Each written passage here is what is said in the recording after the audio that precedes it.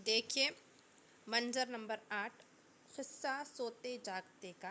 ये हम इजाफ़ी मुताला है उर्दू कुमार भारती 10वीं जमात का इजाफ़ी मुताला क़िस्सा सोते जागते का। उसमें मंज़र नंबर 8 दिया गया है और मक़ाम है क़ैद खाना।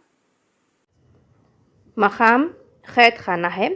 देखिए इसके पहले की वीडियो में हमने मंज़र नंबर 7 तक देखा था, अब मंज़र नंबर 8 देख रहे हैं जहाँ क़ैद खाना ये मक़ाम है। देखिए यहाँ पर अबुल हसन बुरी हालत में लोहे के एक पिंजरे में बंद है। अबुल हसन की माँ दाखिल होती है, अंदर आती है। माँ पिंजरे के करीब जाकर रोती हुई, मेरे लाल मैं तुझ पर कुर्बान, 15 दिन से पिंजरे में बंद है। अबुल हसन माँ के हाथ पकड़कर हाय मेरी अम्मा चीखें मार मार कर रोता है, मुझे यहाँ से निकलवाओ अम्मा, रोज़ मुझे कोड़े मारते हैं, मुझे अमीरुल मोमिनीन कहते हैं। नहीं अम्मा, मैं अमीरुल मोमिनीन नहीं बनना चाहता। माँ खुश होकर, फिर तू अपने आप को क्या समझता है? अबुल हसन आंसू पोंछकर, मैं तुम्हारा बेटा हूँ अबुल हसन। माँ कहती है हाय तुझे पहले ये बात क्यों ना सूझी, नाहक अपनी दुर्गत बनवाई और मुझे भी हलकान किया। अबुल हसन अपना माथा रगड़ता हुआ कहता है समझ में नहीं आता अम्मा, वो सब मुझे अच्छी तरह याद है। कनीज़ें थी, गुलाम थे, दरबार लगा था, क्या ये सिर्फ ख्वाब था? माँ मैं तो जानती हूँ ये सब इसी सौदागर की कारस्तानी है, वह मुआ शैतान था जिसने तुझे बहका दिया। अबुल हसन हाँ हाँ ज़रूर यही बात थी, मगर अम्मा मुझको यहाँ से छुटकारा दिलाओ, नहीं तो मैं मर जाऊँगा। माँ अबुल हसन की बलाएं लेती है। ऐ खुदा ना करे। अंदर दारोगा दाखिल होता है। दारोगा बड़ी भी जाओ, बस अब कल आना। माँ दारोगा साहब मेरा बेटा ठीक हो गया है, बिल्कुल ठीक हो गया है। अब वो अपने आप को अबुल हसन कहता है, पूछ कर देख लीजिए। दारोगा अबुल हसन से क्यों जनाब, अब तो आपके दिमाग के कीड़े झड़ गए। अबुल हसन जी बिल्कुल, और अगर जल्दी ही मुझे ना छुड़वाया गया तो सर के बाल भी झड़ जाएंगे। दारोगा खूब, मैं आपका नाम पूछ सकता हूँ? अबुल हसन कहता है जी, खाकसार को अबुल हसन कहते हैं। दारोगा ताज्जुब के लहजे में, भाई वाह, और ये बड़ी भी जो खड़ी है ये कौन है? अबुल हसन ये मेरी वालिदा मोहतरमा है जिन्होंने मुझे बचपन से। दारोगा बीच में ही बात काट कर बस तो गोया अब तुम बिल्कुल ठीक हो कहते हुए पिंजरे का खुफल खोल देता है और अबुल हसन बाहर निकल कर माँ के गले लग जाता है। माँ अबुल हसन को थपकते हुए, खुदा सलामत रखे दारोगा साहब। दारोगा मगर देखो अबुल हसन, तुम्हारे सर पे ये भूत फिर ना सवार होने पाए। माँ और बेटा चले जाते हैं। अब हमने मंजर नंबर 8 में क्या देखा कि अबुल हसन को गिरफ्तार करके जेल में जब ले जाया जाता है, बंद कर दिया जाता है और वहाँ उन्हें रोज़ाना कोड़े मारे जाते हैं। और चंद दिन बाद जब वो अपनी माँ उसकी माँ उससे मिलने आती है तो अपनी माँ को पहचान लेता है और अपने आप को भी पहचान लेता है और इस तरह दारोगा उसे आज़ाद कर देता है और वो दोनों चले जाते हैं। अब हम मंजर नंबर 9 देखेंगे। कैद से छूटकर, अभी मकाम यहाँ है बगदाद का पुल। कैद से छूटकर अबुल हसन फिर पहले की तरह रोज़ एक मेहमान को अपने घर ले जाकर इसकी दावत करता है। इस वक्त भी वो पुल पर बैठा किसी मुसाफिर का इंतज़ार कर रहा है।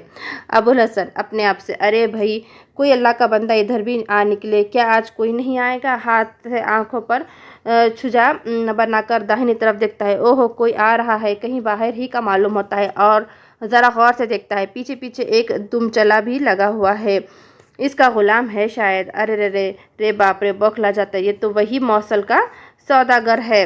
कमबख्त फिर इधर आ टपका, खुदा बचाए इस मनहूस से। सौदागर करीब आकर, अबुल हसन अस्सलाम वालेकुम, मुझे पहचाना? अबुल हसन मुँह फेरे, जाओ मियाँ अपना रास्ता नापो, मैं तुम्हें नहीं पहचानता।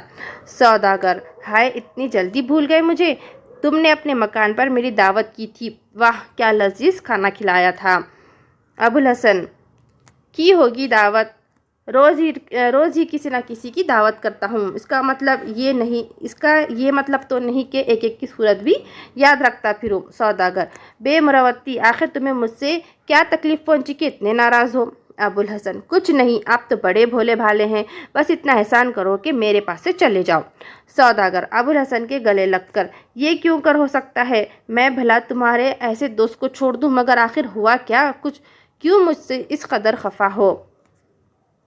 अबुल हसन, अब पूछते हो तो बता ही देता हूँ। हुआ ये कि मैंने जब तुम्हारी दावत की थी तो कह दिया था कि बाहर का दरवाज़ा बंद करते जाना, मगर तुमने मेरी बात ना मानी। सौदागर, हाँ ये तो सच है, वाकई मुझे ख्याल नहीं रहा था।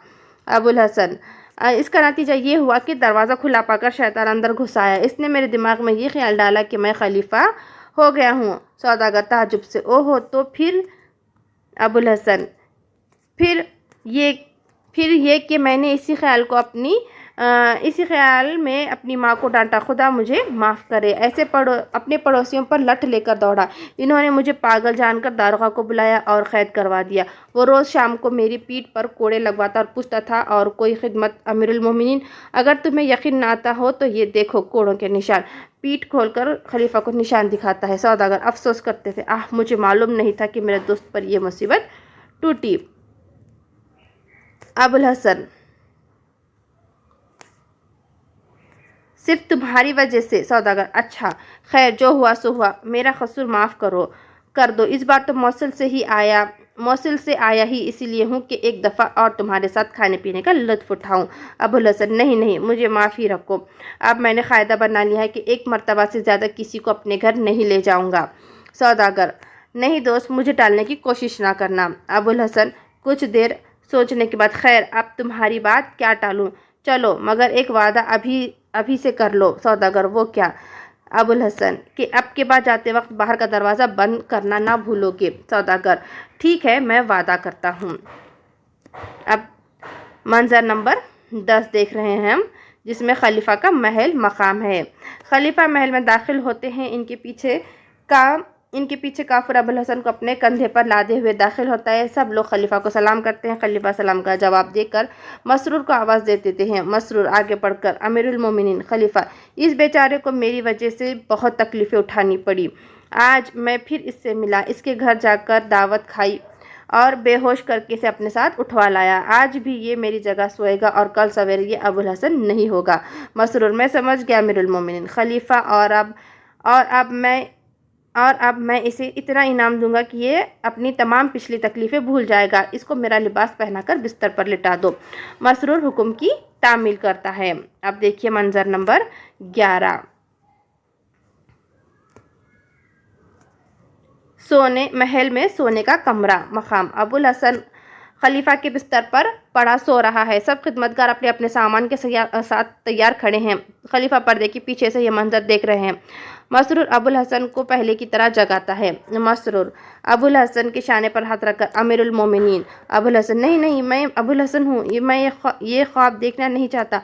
बैठकर आंखें खोल देता है। आंखें खोलने पर भी बेतहाशा बिस्तर पर खड़ा हुआ कर चिल्लाता है, ओ सौदागर के बच्चे, तूने फिर दरवाज़ा खुला छोड़ दिया। मसरूर बड़ी घबराहट जाहिर करता है, अमीरुल मोमिनीन खैर तो है? अबुल हसन, क्या बक रहे हो मलून, मैं अबुल हसन हूँ। मसरूर, अमीरुल मोमिनीन, ये अबुल हसन कौन है? कल भी हुजूर ने इसी का नाम लिया था और अपने को अमीरुल मोमिनीन मानने से इनकार कर दिया था। फिर बाद में मैं इसी अबुल हसन की अम्मा को अशरफियाँ भिजवाई थी। अबुल हसन हैरत से आंखें फाड़कर, ये कल की बात है? इस भयानक ख्वाब को 2 महीने हो रहे हैं। मसरूर, मालूम होता है अमीरुल मोमिनीन ने फिर कोई ख्वाब देखा और ख्वाब में फिर वही मरदूद अबुल हसन। अबुल हसन गुस्से में तेवरियां चढ़ाकर कहा, क्या कहा? मैं मरदूद हूँ? मसरूर दोनों हाथों से अपने कान पकड़कर, तौबा, मेरी ये मजाल, मैं तो अबुल हसन की बात कर रहा था, इसलिए कि कल भी सवेरे उठकर हुजूर ने इसी का नाम लिया था और आज भी। अबुल हसन उफ, दोनों हाथों से पकड़ लेता है, अपना सर पकड़ लेता है। कल और आज मैं कहता हूँ, बीच में से वो दिन कहाँ गायब हो गए जब मैं तोते की तरह पिंजरे में बंद था, पीठ पर कोड़े खाकर भैंसे की तरह डकराता था। मसरूर, खुदा ऐसा ख्वाब अमीरुल मोमिनीन को फिर ना दिखाए। अबुल हसन, ख्वाब? अरे मेरी पीठ पर कोड़ों के निशान अभी तक मौजूद है, ले खुद देख ले। पीठ पर से लिबास हटाता है। मसरूर झुककर इसकी पीठ देखता है, कहीं भी नहीं है हुजूर, आपकी पीठ तो आईने की तरह साफ है। अबुल हसन आईने की तरह चिल्लाता है, खुदा मुझे शैतान से बचाए। फिर वो सारी मुसीबतें जो मुझ पर गुजरी, क्या वो ख्वाब था? खुश होकर, हाँ यही ठीक है, आवाज़ को रौबदार बनाते हुए, तो हम अमीरुल मोमिनीन हैं। दारोगा पर्दे के पीछे से, अमीरुल मोमिनीन اب آپ کا یہ غلام آپ کی خدمت کے لیے تیار ہے۔ بسم اللہ۔ کوڑا چلنے کی آواز آتی ہے۔ ابوالحسن سہم کر، نہیں میں امیر المومنین نہیں ہوں۔ مسرور، تم نے یہ آواز سنی؟ مسرور، خواب میں سنی ہوئی آوازیں ابھی تک حضور کے کان میں گونج رہی ہیں۔ ابوالحسن لیٹ جاتا ہے، سمجھ میں نہیں آتا کہ اسے خواب سمجھو یا اسے۔ اٹھ کر کنیز کو آواز دیتا ہے، کنیز لے بھلا میری انگلی کاٹ تو صحیح۔ خوب زور سے اس کی طرف اپنا ہاتھ بڑھاتا ہے۔ کنیز، میری ہمت نہیں پڑتی امیر المومنین۔ ابوالحسن، بس آخر یہ امتحان ہے، اگر تکلیف سے میری آنکھ کھل گئی تو ابوالحسن ورنہ امیر المومنین۔ کنیز پردے کی طرف دیکھتی ہے۔ خلیفہ پردے کے پیچھے سے اشارہ کرتے ہیں، میری خطا معاف فرمائے امیر المومنین۔ ابوالحسن کی انگلی کاٹتی ہے۔ ابوالحسن بلبلا کر بستر پر سے کود پڑتا ہے، ہائے مار ڈالا۔ خلیفہ ابوالحسن کو ناچتا دیکھ کر ہنستے ہوئے پردے سے باہر نکل آتے ہیں۔ خلیفہ ہنسی روکنے کی کوشش کرتے ہیں ابوالحسن خدا کے لیے بس کر، کیا ہنساتے ہنساتے مار ہی ڈالے گا؟ ابوالحسن چونک کر خلیفہ کو گھورنے لگتا ہے۔ ابوالحسن پہچان کر، موصل کا سوداگر؟ خلیفہ مسکراتے ہوئے، نہیں۔ ابوالحسن پھر؟ مسرور، امیر المومنین ہارون رشید۔ ابوالحسن کیا ہے؟ دیر تک حیران کھڑا رہتا ہے، ایک دم جھک کر سلام کرتے ہوئے، مگر غلام کی سمجھ میں نہیں آیا کہ حضور نے میرے ساتھ یہ مذاق کیوں فرمایا۔ خلیفہ، اس لیے کہ اس امیر اور اس کے ساتھیوں کو تمہارے ہی ہاتھوں سزا دلوا دوں۔ میں سمجھتا تھا کہ اپنے گھر میں آنکھ کھلنے پر تم اس واقعے کو خواب سمجھ کر بھول بھال جاؤ گے۔ ابوالحسن، سبحان اللہ، تو گویا اس معاملے میں ساری خطا میری ہی تھی۔ خیر، مگر اب یہ میری ایک درخواست ہے۔ خلیفہ، وہ کیا؟ ابوالحسن، کہ مجھے کبھی کبھی حضور کی خدمت میں حاضر ہونے کا موقع ملتا رہے۔ خلیفہ، جعفر، آج سے ہم نے ابوالحسن کو اپنا خاص محسب مقرر کیا ہے، اس کو ایک مکان دیا جائے، ماہانہ تنخواہ مقرر کی جائے، اور اب جتنے کوڑے اس نے کھائے ہیں اتنی اشرفیاں اسے انعام میں دی جائے۔ ابوالحسن جھک کر سلام کرتا ہے، خدا امیر المومنین کو 1000 برس سلامت رکھے، مگر کہیں یہ بھی حضور کا مذاق تو نہیں؟ خلیفہ ہنستے ہوئے، نہیں، وہ خلیفہ کا مذاق تھا اور یہ خلیفہ کا حکم ہے۔ ابوالحسن، ڈر رہا ہوں کہ کہیں ابھی تک خواب ہی نہ دیکھ رہا ہوں۔ کنیز، یقین نہ آتا تو لاؤ ایک مرتبہ پھر تمہاری انگلی کاٹ کھاؤں۔ خلیفہ ہنسنے لگتے ہیں، ہاں یہ ٹھیک ہے۔ ابوالحسن گھبرا کر پیچھے ہٹ جاتا ہے، نہیں بابا، مجھے بالکل یقین آ گیا، اور سب ہنسنے لگتے ہیں۔ پردہ گر جاتا ہے۔ دیکھیے ہم نے آخری کے اس میں کیا دیکھا کہ ایک رات دوبارہ خلیفہ سوداگر کے بھیس میں ابوالحسن سے اسی پل پر ملتا ہے۔ اس بار وہ اسے دعوت نہیں دینا چاہتا، لیکن خلیفہ اصرار کر کے اس کے مہمان بن ہی جاتے ہیں اور اس کی ساری رودات سنتے ہیں، اور کھانے کے بعد اسے دوبارہ بے ہوشی کی حالت میں محل لاتے ہیں، اور صبح اٹھنے پر سب اسے امیر المومنین کہتے ہیں۔ وہ اپنے ابوالحسن ہونے پر اصرار کرتا ہے، لیکن آخرکار خلیفہ پردے کے پیچھے سے نکل آتے ہیں اور اسے ایک دن کا امیر المومنین بنانے کی وضاحت کرتے ہیں کہ وہ چاہتے تھے کہ ابوالحسن اپنے ہاتھوں سے اس امیر اور اس کے ساتھیوں کو سزا دے۔ حقیقت جاننے کے بعد ابوالحسن درخواست کرتا ہے کہ کبھی کبھی خلیفہ کی خدمت میں حاضر ہونے کا موقع ملے۔ خلیفہ اسے اپنا خاص محسب مقرر کرتے ہیں، حکم دیتے ہیں کہ اسے ایک مکان اور ماہانہ تنخواہ، اور اس نے جتنے کوڑے کھائے ہیں اسے اتنی اشرفیاں انعام میں دی جائے۔ ابوالحسن کو یہ پھر بھی خواب لگتا ہے، اور بعد میں تھوڑی دیر بعد سب لوگ اسے اس بات کا یقین دلاتے ہیں کہ یہ خواب نہیں اور حقیقت ہے، اور پردہ گرنے لگتا ہے۔